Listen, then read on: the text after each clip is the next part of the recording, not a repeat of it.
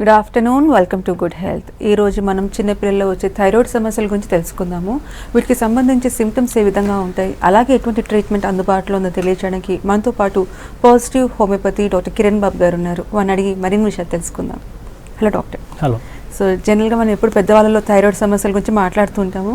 ఈరోజు మనం చిన్నపిల్లల థైరాయిడ్ ఎలా వస్తుంది, ఎందువల్ల వస్తుంది, దాని గురించి డిస్కస్ చేద్దాం. సో థైరాయిడ్ గురించి చెప్పండి. రైట్. ముందుగా V6 ప్రేక్షకులకి 68వ భారతీయ గణతంత్ర దినోత్సవ శుభాకాంక్షలు.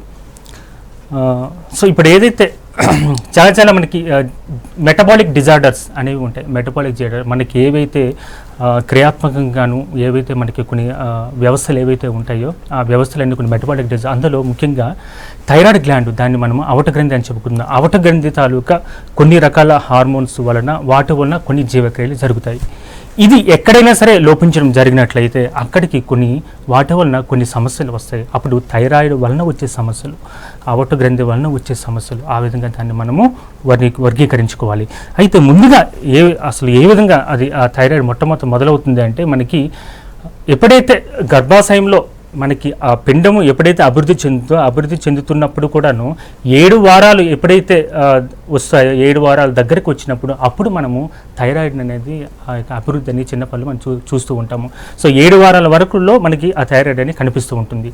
ఎప్పుడైతే డెలివరీ అయిన తర్వాత ఏ విధంగా ఉంటుంది, సో డెలివరీ అయిన తర్వాత కూడా గర్భాశయంలో ముందుగా అండము అభివృద్ధి చెందుతున్నప్పుడు తల్లి నుంచి థైరాక్సిన్ అనే హార్మోను పిండానికి చేరుతుంది. సో అందువలన అంతవరకు మనకి ఆ లోపల పిండం అనేది ఎదుగుదల చాలా మంచిగా ఉంటుంది. ఈ లోపం ఎక్కడైనా జరిగినట్లయితే అక్కడ కొన్ని సమస్యలు వస్తాయి. బిడ్డ పుట్టిన తర్వాతను కొంతవరకు ఎప్పుడైతే థైరాక్సిన్ హార్మోన్స్ లోపించడం జరిగినట్లయితే బిడ్డ పుట్టిన కొన్ని నెలలకి, ముఖ్యంగా 3 నెలల తర్వాత 4 నెలల తర్వాత అప్పుడు మనకి థైరాయిడ్ హార్మోన్ సంబంధించిన వ్యాధి లక్షణాలు కనిపిస్తూ ఉంటాయి. అది 2వ రకం. ఈ విధంగా దాన్ని వర్గీకరించుకుంటూ ఉండాలి. ఈ వర్గీకరణలో మొట్టమొదట ప్రైమరీ థైరాయిడ్ సమస్యలు, సెకండరీ థైరాయిడ్ సమస్యలు, అంటే ప్రాథమిక ఆవట గ్రంథిక సమస్యలు, ద్వితీయ ఆవట గ్రంథి సమస్యలు 2 రకాలుగా మనం వర్గీకరించాలి. ఇప్పుడు ఏవైతే మనకి ప్రైమరీ హైపోథైరాయిడిజం అని చెప్పుకుంటూ ఉంటే, ఈ ప్రైమరీ హైపోథైరాయిడిజం ఏ విధంగా మొదలవుతుంది?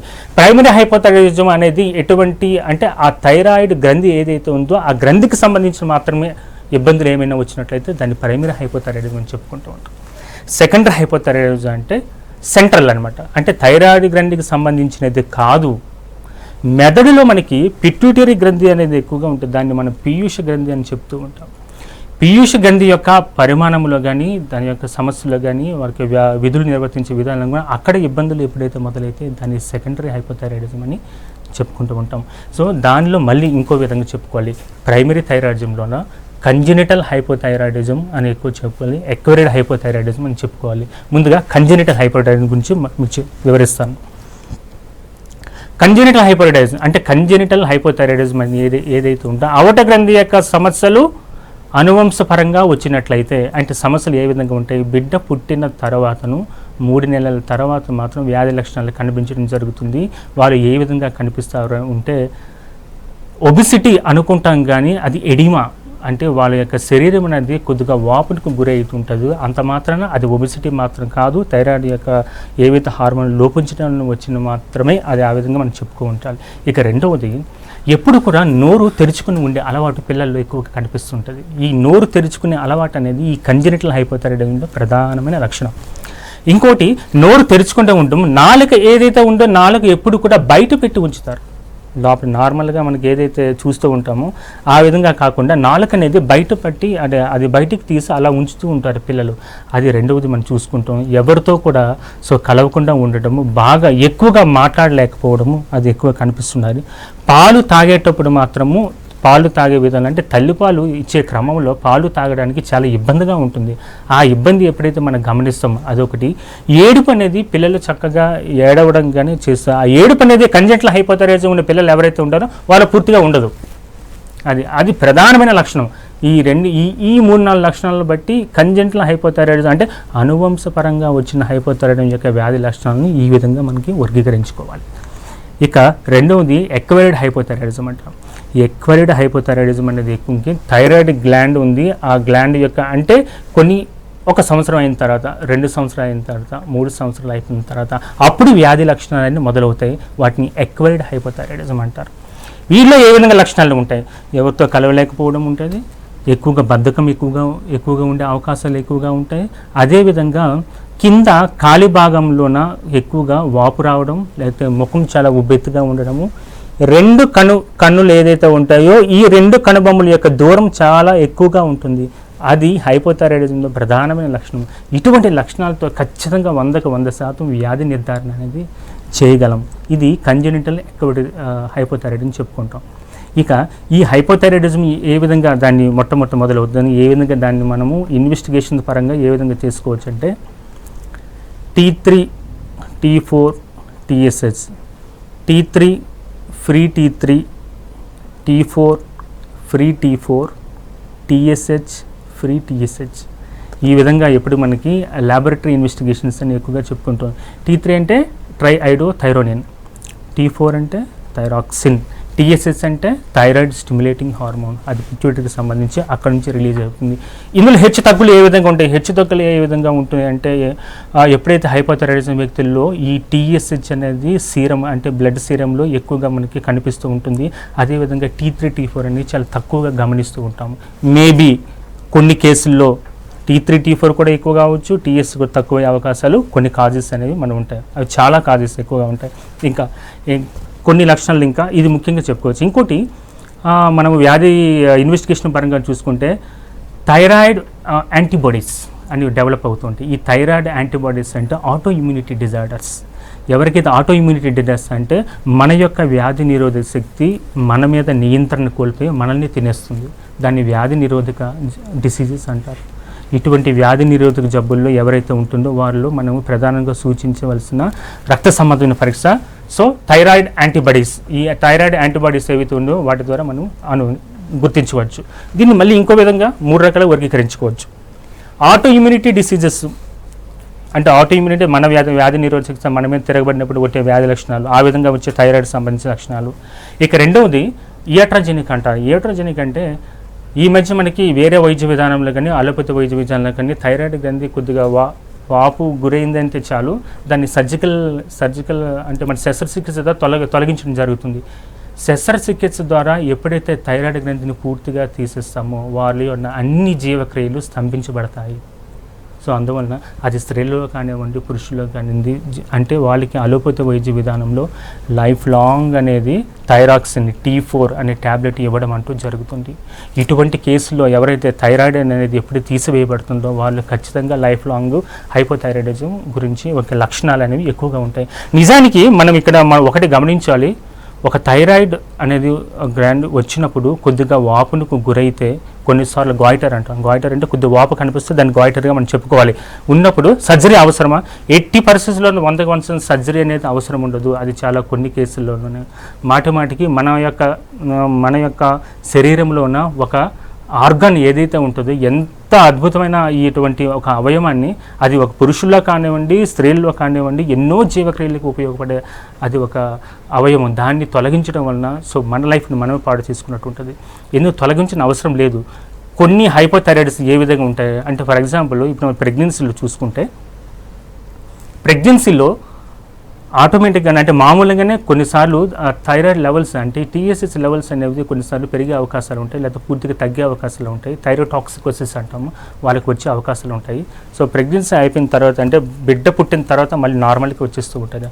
అటువంటి వారిలో కొంతమందిలో బిడ్డ పుట్టిన 4-5 నెలలకి 6 నెలలకి కొన్నిసార్లు ఆ స్త్రీలలో కొన్నిసార్లు కనిపించే అవకాశాలు ఎక్కువగా ఉంటాయి థైరాయిడ్ యొక్క సమస్యలు పూర్తిగా. అటువంటి వాళ్ళు వాపు కొద్దిగా ఏమాత్రం థైరాయిడ్ వాపు వచ్చినా అంటే వాపు అంటే గాయిటర్గా మారినా సరే సర్జరీ అనేది ఎట్టి పరిస్థితిలో అవసరం ఉండదు. వారిని కొన్ని మెడిసిన్ ద్వారా మనం తగ్గించుకోవచ్చు.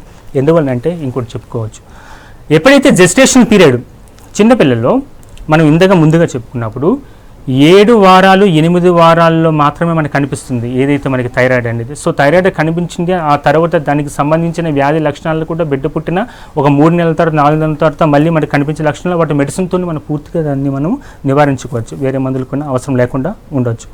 ఇంకోటి వ్యాధి లక్షణాలు మనకి చెప్పుకోవచ్చు. కొన్నిసార్లు ఏవైతే ఉంటాయో ప్రౌఢ దశలో మనకి కనిపిస్తుంది. ప్రౌఢ దశలో మనకి కనిపించేవి ఉంటే థైరాయిడైటిస్ అంటారు. దాన్ని వైద్య పరిభాషలో ఒక శాస్త్రవేత్త కనుక్కున్నారు, జపాన్ శాస్త్రవేత్త హషిమోటోస్ అంటారు. అతను కనుక్కున్నారు కాబట్టి అతని పేరు మీద హషిమోటోస్ థైరాయిడైటిస్ అంటారు. అంటే ఇన్ఫ్లమేషన్కి, వాపునికి గురవుతుంది. థైరాయిడ్ అనేది ఎప్పుడైతే వాపునికి గురవుతుంది అది అడల్ట్ స్టేజ్, యంగర్ స్టేజెస్ అంటే 14 సంవత్సరాలు, 15 సంవత్సరాలు లేదా 10 సంవత్సరాలు దాటిన తర్వాత వచ్చి ఎక్కువ కనిపిస్తుంది. దాన్ని హషిమోటోస్ థైరాయిడైటిస్ అంటాం.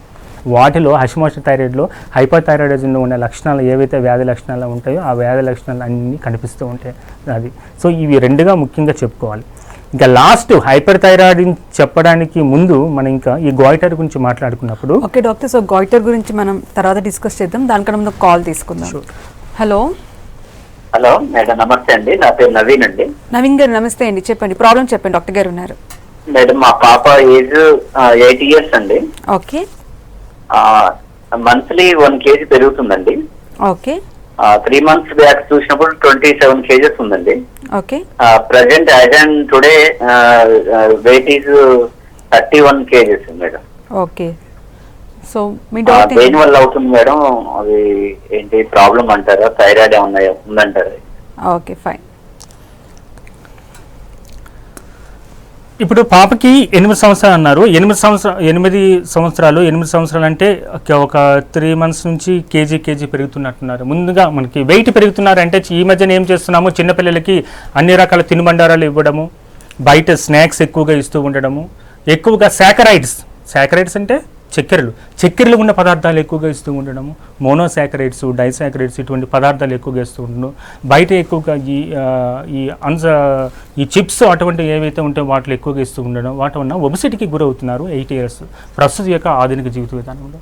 ఎప్పుడైతే ఈ బరువు అనేది ఎక్కువగా పెరుగుతున్నారో అది మనం ముందుగా మనకి రిలేటెడ్ ఫుడ్ తాలూకా మనం ఇచ్చే ఆహారంలో ఏమైనా రాంగ్ ఫుడ్ ఇస్తున్నాం పిల్లలకి, వాళ్ళని రాంగ్ డైరెక్షన్లో తీసుకువెళ్తున్నాం అనేటిని ముందుగా ఆలోచించుకోవాలి. అది మొట్టమొదటి ప్రైమరీ. ఇక సెకండరీ, 8 సంవత్సరాల్లో మనకి ఎప్పుడైతే పెరుగుతున్నారో పిల్లలు, అది ఒక నెలకి వెయిట్ పెరుగుతుందని చెప్తే నెలకి వెయిట్ పెరుగుతూ ఉంటే అప్పుడు అనుమానించాల్సింది. ఎందుకంటే హైపోథైరాయిడిజం అనే ఒక లక్షణం. హైపోథైరాయిడిజంలో అనేది బరువు ఎక్కువగా పెరుగుతారు, ఒబిసిటీ అనేది చేస్తాం. ఇక్కడ ఒబిసిటీ అనే పదము వాడకుండా స్వెల్లింగ్ అంటే లోపల ఉన్న ఒబిసిటీ అని మనం ఎక్కువగా డయాగ్నోజ్ చేయాలంటే ట్రైగ్లిజరైడ్స్ అనేది ఎక్కువగా ఉండాలి, కొలెస్ట్రాల్ లెవెల్స్ అనేవి ఎక్కువగా కనిపిస్తాయి. అవి అనేది 8 సంవత్సరాల వయసులో కానీ 7 సంవత్సరాల వయసు ఎక్కువగా కనిపించవు. సో అందువలన మనం అక్కడ 7-8 సంవత్సరాల బరువు పెరుగుతున్నారంటే ఫస్ట్ ప్రైమరీ కాజే చూసుకుని సెకండరీ కాజ్ ఖచ్చితంగా మీరు ఒకసారి పాపకి T3, T4, TSS అనేది ఉంటాయి. ఈ 3 ఒక్కసారి చేయించండి. ఎందుకంటే మనకి ఎక్కువగా కూడా వెయిట్ పెరుగుతున్నారా అని థైరాయిడ్ని అనుమానించే అవసరం లేదు. క్లినికల్ సిమ్టమ్స్ అనేది కనిపించాలి. అంటే ఒక డాక్టర్ దగ్గరికి వచ్చినప్పుడు కానీ క్లినికల్గా మనకి ఏవైతే వ్యాధి లక్షణాలు కనిపిస్తాయి అంటే హైపోథైరాయిడిజం అని ఒకవేళ మనం గమనించగలిగినట్లయితే ఏ విధంగా లక్షణాలు ఎక్కువ ఉంటాయి హైపోథైరాయిడిజంలో? బరువు పెరుగుతూ ఉంటారు. ఒకవేళ 12 years 13 years క్రాస్ అయ్యారు, అప్పుడు డిలేడ్ ప్యూబర్టీ అవుతుంది. పీరియడ్స్ అనేవి సరిగా రావు క్రమంలో. నెక్స్ట్ హెయిర్ అనేది ఎక్కువగా పెరుగుతుంది. అది ఎక్కువగా హెయిర్ ఎక్కడ పెరుగుతుంది మళ్ళీ దాన్ని చూసుకోవాలి చక్కగా. హెయిర్ అనేది చిన్న భాగాల్లో ఎక్కువగా కనిపిస్తుంది, లేకపోతే మస్టాచ్ కానీ ఎక్కువగా ఈ భాగాల్లో కానీ, నెక్స్ట్ ఈ రిస్ట్ భాగాల్లో కానీ హెయిర్ అనేది ఎక్కువగా పెరగడం గమనిస్తుంది. అప్పుడు హైపోథైరాయిడిజం ఉండడానికి ఉండే లక్షణాల్లో ముఖ్యంగా మనం చూసుకోవాలి. నెక్స్ట్ ఉన్నది ఈ హైపోథైరాయిడిజంలో చలికి తట్టుకోలేకపోవడం అనేది ఎక్కువగా జరుగుతుంది. మీరు పాప యొక్క స్కిన్ చూసినట్లయితే చాలా డ్రైగా ఉంటుంది, ఎవరితో కలవకపోవడం, చాలా ఒంటరిగా ఉండడం, మూడిగా ఉండటం, బద్ధకం ఉంటుంది.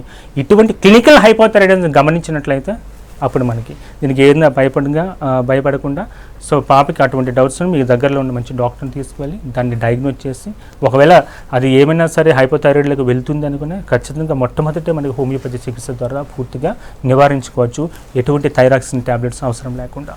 ఓకే డాక్టర్, సో ఇందాక మీరు గాయిటర్ గురించి చెప్తున్నారు, సో వాటి గురించి right, good question. So goitre ఏముంటే ఇక్కడ మనం ఏం చూసుకోవాలి, ఇప్పుడు ఆహార పదార్థాలు తీసుకుంటున్నాము. మరి ఏదో రోజు అన్ని తింటున్నాం కానీ ఎంత క్వాంటిటీ తింటున్నాం ఆహార పదార్థాల్లో మనం? సో గాయిటర్ అనేది పెరుగుతూ ఉంటుందంటే అనువంశపరంగా కానీ థైరాయిడ్ సంబంధించి కానీ పెరుగుతుంటే తీసుకునే ఆహార పదార్థాల్లో కొంత అయోడిన్ అనేది అవసరం. అందుకే ఈ రోజుల్లో మనం సాల్ట్ తీసుకుంటే అయోడైజ్డ్ సాల్ట్ అని ఎక్కువగా చెప్తూ ఉంటాం. మన ప్యాకెట్స్ మీద చూస్తున్న ఫార్టిఫికేషన్ అంటారు దాన్ని. అయోడిన్ కలుపుతున్నారు, ఒక ఉప్పులో కానీ ఒక ఆహార పదార్థాల్లో కానీ కలిపిస్తున్నారు. సో అందువలన ఐరన్ ఎంత కావాలి మరి మన పిల్లలకైతే? మనకి ఎప్పుడు 5 సంవత్సరాలు ఉన్నారు 90 మైక్రోగ్రామ్స్ పర్ డే ఐరన్ ఉండేది. ఆ విధంగా వెళ్తుందా లేదా అనేది మనం జాగ్రత్తగా చూసుకోవాలి. ఇది ఎవరు గమనించరు, లేకుండా అటువంటి ఎట్టి వ్యాధులు వచ్చే అవకాశాలు మనకు పూర్తిగా మనకు కనిపించవు, అది ఎక్కువ కనిపిస్తుంది. సో 90 మైక్రోగ్రామ్స్ 5 సంవత్సరాలు ఉన్న పిల్లలు ఎక్కువగా తీసుకోవాలి. లేదు అక్కడ నుంచి 6 సంవత్సరాల నుంచి 12 సంవత్సరాలు అంటే 120 మైక్రోగ్రామ్స్ పర్ డే ఐరన్ అవసరము మనకు ఆహారంలో. ఓకే. సో ఇప్పుడు ఐరన్ అనేది సాల్ట్ లో దొరుకుతుంది, ఓకే. మిగతా వేరే ఫుడ్ ఐటమ్స్ లో ఐరన్ ఉంటుంది తప్పకుండా. నేచర్ అనేది ప్రకృతి సహసిద్ధంగా అన్ని కూరగాయల్లో ఐరన్ ఉంటుంది, అన్ని కూరగాయల్లో సోడియం ఉంటుంది, అన్ని కూరగాయల్లో పొటాషియం ఉంటుంది. సో ఆ విధంగా అప్పుడు తీసుకోవాలి. సో అవసరము. సో మనకి ఇప్పుడు తీసుకోవడానికి అవసరం లేకుండా ఉన్నది కాబట్టి ఐరన్ మనం ఎక్స్ట్రా తీసుకోవాల్సి వస్తుంది, అది ముఖ్యంగా. సో ఈ 120 మైక్రోగ్రామ్స్ ఏదైతే చెప్పుకున్నాం అదే ఇప్పుడు ప్రెగ్నెన్సీ ఉన్నారు. సో ప్రెగ్నెన్సీ ఉన్న స్త్రీల్లో కానీ లేకపోతే పాలిచ్చే తల్లుల్లో కానీ వాళ్ళకి 225 మైక్రోగ్రామ్స్ పర్ డే కావాలి. చూడండి వాళ్ళకి ఎంత ఎక్కువగా మనకి అవకాశం ఉంటుందో. సో ఈ విధంగా ఐరన్ని చూసుకుంటా గాయిటర్ రాకుండా మనము చూసుకోవచ్చు. అయితే ఇందులో ప్రధాన లక్షణాలు ఏ విధంగా ఉంటాయంటే గాయిటర్లో దాన్ని గాయిటర్ అంటే థైరోటాక్సికోసిస్ అని ఎక్కువగా చెప్పుకోవాలి. అంటే చాలా చాలా రకాలు ఉంటాయి, దానిలో లక్షణాలు ఏ విధంగా ఉంటాయి. వీరిలో ఈ గాయిటర్ ఉండే భాగంలో కొన్నిసార్లు అది వాపును గాయిటర్ అంటే థైరాయిడ్ గ్లాండ్ ప్రొలిఫరేషన్ అంటే అందులో ఏవైతే లింఫోసైట్స్ ఉంటాయో ఆ లింఫోసైట్ ప్రొలిఫరేషన్ అవుతుంది, అంటే ఎక్కువ కణాలు కరుగుదల ఇది వాపు అనేది ఎక్కువగా వస్తుంది. వాటి వల్ల కొన్నిసార్లు అన్నం తినడానికి ఇబ్బంది ఉంటుంది, బరువు తగ్గే అవకాశాలు కూడా కొన్ని ఎక్కువగా ఉండే అవకాశాలు ఉంటాయి. అదేవిధంగా గాయిటర్ గురించి ఆ విధంగా మనం చెప్పుకోవచ్చు. ఇందులో హైపోథైరాయిడ్ గురించి మనం చెప్పుకున్నాం కదా. ఇంకా రెండవది దానికి కరెక్ట్గా ఆపోజిట్గా చెప్పుకుంటే హైపోథైరాయిడ్. ఓకే. సో హైపోథైరాయిడిజం నుంచి మనం కాల్ తీసుకున్న తర్వాత మాట్లాడుకుందాము. హలో లావణ్య గారు, నమస్తే అండి. నమస్తే మేడం. చెప్పండి, ప్రాబ్లం చెప్పండి, డాక్టర్ గారు ఉన్నారు. మేడం అది నేను హెల్త్ చెకప్ కోసం మొన్న హాస్టల్కి వెళ్ళాను మేడం. ఓకే. అయితే నాకు థైరాయిడ్ అని 98.3% వచ్చింది.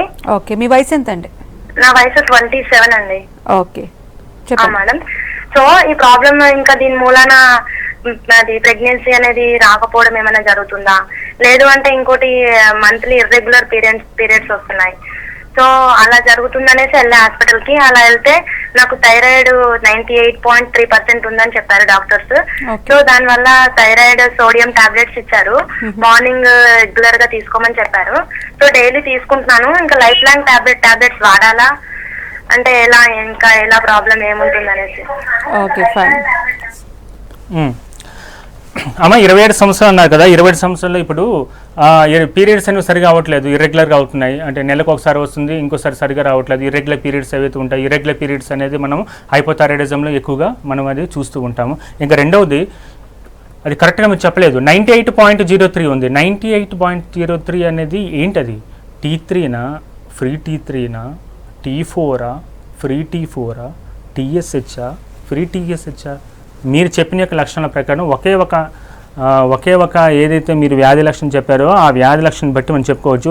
ఇర్రెగ్యులర్ పీరియడ్స్ అంటే నెలసర్లు రావడం అనేది సక్రమంగా రావట్లేదు, నెలకి తప్పుతూ వస్తూ ఉంది. అటువంటి వచ్చినప్పుడు ఖచ్చితంగా ఆ విధంగా ఉండే లక్షణాల్లో థైరాయిడ్ స్టిమ్యులేటింగ్ హార్మోన్ ఎక్కువగా ఉంటుంది. దీనివల్ల ట్యాబ్లెట్ మీకు ఇవ్వచ్చు.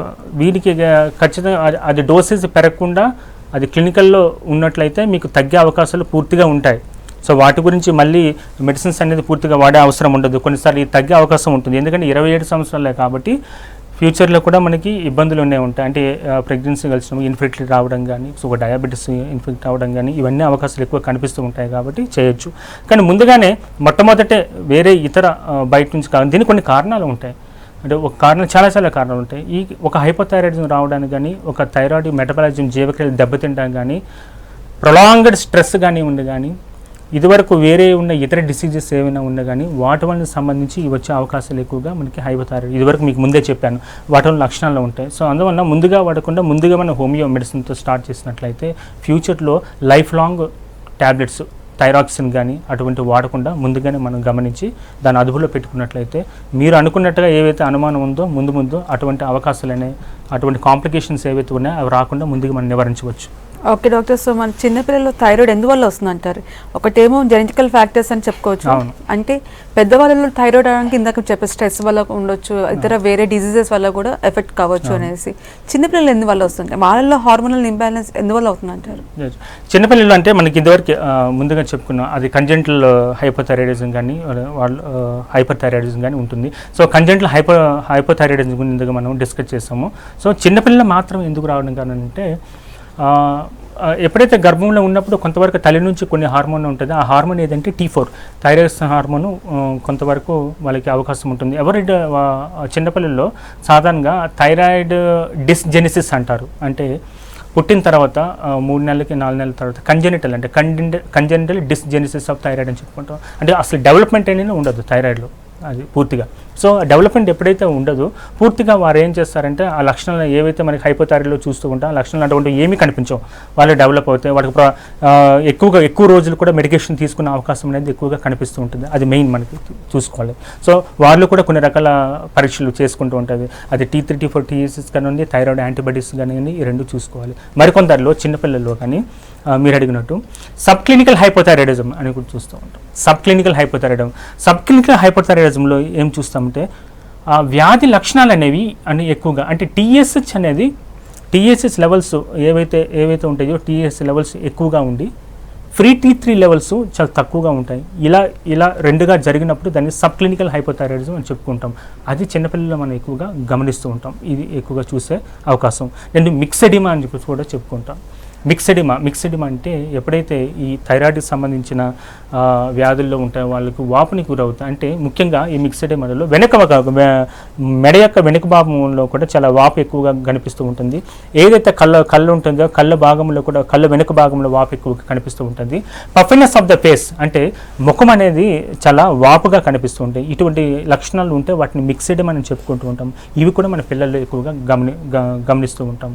అదేవిధంగా కోర్స్ ఆఫ్ హెయిర్ లైన్ చిన్నపిల్లల్లో ఇంకోటి హైపోథైరాయిడిజం ఉన్న వాళ్ళలో ఈ హెయిర్ లైన్ ఏదైతే ఉంటుందో ఇక్కడ కరెక్ట్గా అంటే ఫ్రాంటనల్స్ అంటే ఈ ముఖం యొక్క నుదుటి భాగం ఏదైతే ఉందో నుదుటి భాగం చాలా వెడల్పుగా కనిపిస్తుంది. ఇటువంటి లక్షణాలతో చిన్నపిల్లలు మనం గమనించుకోవచ్చు. ఇంకా ఇందాక మనం చెప్పుకున్న హైపోథైరాయిడిజం. ఓకే, దానికి ముందు కాల్ తీసుకుందాము. Hello, good evening madam. చెప్పండి, ప్రాబ్లం చెప్పండి, డాక్టర్ గారు ఉన్నారు. Good evening sir. Good evening అండి, చెప్పండి మీ సమస్య చెప్పండి. సార్ మాది ఇంట్లో ఉంది థైరాయిడ్ TS వచ్చేసి 0.1 ఉండదు సార్. చెప్పండి, ముందు మీ వయసు చెప్పండి, ఎంత ఉంది? వయసు 26 సార్ మేడం. సార్ చెప్పండి మీ సమస్య చెప్పండి. ఇప్పుడు భార్యకు మళ్ళీ వచ్చేసి మనం 9 months కోర్స్ వాడినాం సార్. ఎవరికి? తర్వాత వచ్చేసి మా మిసెస్ కు సార్ వచ్చేసి 11.64 వచ్చింది సార్ థైరాయిడ్ టెస్ట్. అయితే ఇలాంటి మెడిసిన్స్ వాడితే బాగుంటుందండి. ఏమైనా మెడికేషన్స్ వాడుతున్నారా? ఆ మెడిసిన్ వాడుతున్నాం సార్. 25 అని TSC 25 వచ్చినారు సార్. ఓకే, ఆ మెడిసిన్ వాడతాము. అదే దీనికి తక్కువగా నీకు ఇలా ముందుగా 9 months నుంచి మీకు డిటెక్ట్ అయింది చెప్తున్నారు. TSH లెవెల్స్ 11.64 ఉంది అంటున్నారు. ఆల్రెడీ మీరు మెడికేషన్ తీసుకుంటూ ఉన్నారు. మెడికేషన్స్ తీసుకుంటూ ఉంటున్నప్పుడు మీరు ఎవరైతే మీ డాక్టర్ గారు ఎవరైతే ఎండోక్రైనాలజిస్ట్ ఉన్నారో అతను మీకు సజెస్ట్ చేసి ఉంటారు ఆ డ్రగ్. సో అది రెగ్యులర్గా తీసుకుంటూ ఉంటే ఇది కంట్రోల్ అయిపోతుంది. దాని గురించి ఏం వరి అవ్వక్కర్లేదు. సో దానికి ముందుగా అంటే 9 నెలలు కానీ ఎప్పటి నుంచి మనకి ఆ వ్యాధి చరిత్ర ఉందో దాని గురించి కూడా ముందుగా దాన్ని గమనించుకుంటూ ఉండాలి. గమనించుకుంటూ చూసిన తర్వాతను ఈ 11.64 ఏదైతే ఉందో అది మందులు వాడిన తర్వాత కూడా మీకు పెరుగుతూ ఉంది. మందులు వాడిన తర్వాత కూడా 11.64 12.64 TSH అనుకుంటాను నేను. మీరు చెప్పినట్టుగా TSH మాత్రమే పెరిగినట్లయితే అప్పుడు మనకి డోసేజ్ అనేది మార్చుకోవాల్సి వస్తుంది. అప్పుడు వాళ్ళు ఏం చేస్తారు, ఇప్పుడు మీరు 25 mg ఏదైతే మీరు ట్యాబ్లెట్స్ వాడుతున్నారో అది 50 mgకి వెళ్తుంది, 50 నుంచి 100 mgకి వెళ్తుంది, 100 నుంచి 150 mgకి వెళ్తుంది, అలా పెరుగుతూ ఉంటుంది. సో ఆ విధంగా మనకి సమస్య అనేది ఎట్టి పరిస్థితుల్లో కూడా మనకి పూర్తిగా నయం కాదు. సో ముందుగా దానికి కారణాలు కొన్ని ఉంటాయి. ఏవైతే కారణాలు థైరాయిడ్ డెవలప్ అవ్వడానికి కారణాలు అంటే ఎన్ని నెలల నుంచి ముందు నుంచి ట్యాబ్లెట్ కారణాలు ఏవైనా ఉన్నాయా, ఇతర ఏవైనా డిసీజ్ ఏవైతే ఉన్నాయో అంటే ఇతర డిసీజ్ ఏవైతే స్త్రీలకు సంబంధించి థైరాయిడ్కి సంబంధించి ఇంతకుముందు మీకు ఎక్స్ప్లెయిన్ చేసినట్టు వ్యాధులు ఏమైనా డయాబెటీస్ కానీ ఇంక వేరే హిస్టరీ ఆఫ్ ఫీవర్స్ కానీ హిస్టరీ ఆఫ్ స్ట్రెస్ కానివ్వండి కానీ ఇటువంటివి ఏవైతే ఉన్నాయో ఇంకా సో ప్రెగ్నెన్సీలో వచ్చిన ఏవైనా ప్రెగ్నెన్సీ ఇండ్యూసింగ్ డిసీజెస్ ఏవైనా ఉన్నా కానీ వాటి వలన ఏమైనా ఇబ్బంది ఉంది ఇవన్నీ చూసుకొని మెడిసిన్ అనేది వాడవలసి వస్తుంది. సో ఇప్పుడే మనకి ఖచ్చితంగా హోమియోలోనే తీసుకోవాలంటే హోమియోలో జనరల్గా థైరాయిడ్కి కంప్లీట్గా క్యూర్ ఉంది, దాన్ని క్యూర్ చేసుకోవచ్చు మనం. ఫ్యూచర్లో ఎక్కువ కాలం కూడా మందులు వాడుకుంటే దాన్ని తగ్గించుకోవచ్చు. లేదు ఈ ట్యాబ్లెట్ మీద కంట్రోల్ ఉంది, కంట్రోల్ అవ్వట్లేదు అంటే మీరు ఎవరైతే డాక్టర్ గారిని మీరు కలిసారో అతన్ని మీ యొక్క సందేహాన్ని మరొకసారి వివరించి సరైన చికిత్స వాళ్ళు మీకు అందజేస్తారు. ఓకే డాక్టర్, సో ఇందాక మీరు థైరాయిడ్లో అదర్ టైప్ హైపర్ థైరాయిడిజం గురించి చెప్తున్నారు, దాని గురించి చెప్పండి. సో హైపర్ థైరాయిడిజం ఉంది, ఇప్పుడు hyper thyroidism. So hyper thyroidism గురించి ఇందులో ఏ విధంగా అంటే కంప్లీట్గా అంటే హైపర్ థైరాయిడిజంకి ఆపోజిట్గా ఉంటుంది. అండ్ ఆపోజిట్ చెప్పుకోకలే మేబీ కొన్నిసార్లు కూడా హైపర్ థైరాయిడిజం ఎవరికైతే ఉంటుందో వారిలో కూడా హైపర్ థైరాయిడిజం లక్షణాలు కూడా ఎక్కువ కనిపిస్తూ ఉంటాయి. అంటే క్లినికల్గా అంటే ల్యాబొరేటరీ ఇన్వెస్టిగేషన్ ప్రకారము హైపర్ థైరాయిడిజంలో ఏ విధంగా ఉంటాయంటే TSH లెవెల్స్ అన్ని చాలా తక్కువగా ఉంటాయి, T3 T4 లెవెల్స్ అన్ని చాలా ఎక్కువగా ఉంటాయి. సో హైపర్ థైరాయిడిజం గురించి మనం మాట్లాడుకున్నప్పుడు hyper thyroidism of Graves disease అని కూడా చెప్పుకోవాలి. హైపర్ థైరాయిడిజం వ్యాధి లక్షణాలు ఒకలాగా ఉంటాయి, గ్రేవ్స్ డిసీజ్కి వ్యాధి లక్షణాలు ఎక్కువగా ఉంటాయి. హైపర్ థైరాయిడిజం ముదిరితే గ్రేవ్స్ డిసీజ్. హైపర్ థైరాయిడిజం ఏ విధంగా ఉంటాయంటే బరువు తగ్గిపోవడం, ఆకలి బాగున్న ప్రధానమైన లక్షణం. ఈ విధంగా ఎప్పుడైతే మనం అనుమానించిన ఎవరైనా ఇటువంటి వ్యాధి లక్షణాలు చెబితే ఆకలి నాకు చక్కగా ఉంది, బరువు తగ్గిపోతుందనంటే ఇటువంటి వ్యాధి లక్షణాలు ఉంటే వాడిని హైపర్ థైరాయిడ్ చెప్పుకోవాలి. దానికి తగ్గట్టు మనకు ఆ లక్షణాలు బట్టి మనకు హోమియో చికిత్స అనేది ఇవ్వడం అనేది జరుగుతుంది. సో ఓవరాల్గా చిన్నపిల్లల్లో వచ్చే థైరాయిడ్ సమస్యకి హోమియోపతిలో మంచి ట్రీట్మెంట్ అందుబాటులో ఉందని చెప్తున్నారు. థ్యాంక్ యూ సో మచ్ అండి. ఇది వాళ్ళ good health. Keep watching V6 news.